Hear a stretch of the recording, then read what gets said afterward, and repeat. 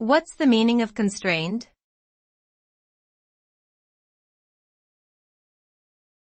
Constrained.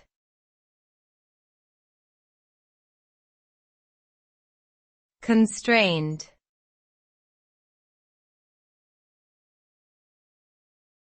Constrained.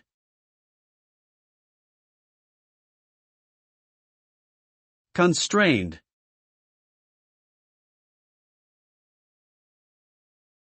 The term constrained refers to any situation in which one's actions or choices are limited by external factors.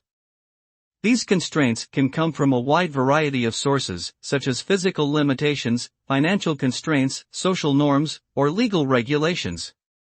When one is constrained, they may be forced to make decisions or take actions that are less than ideal or that do not fully reflect their preferences or values. However, working within these constraints can also lead to increased creativity and innovation, as individuals seek out new solutions and approaches to problems.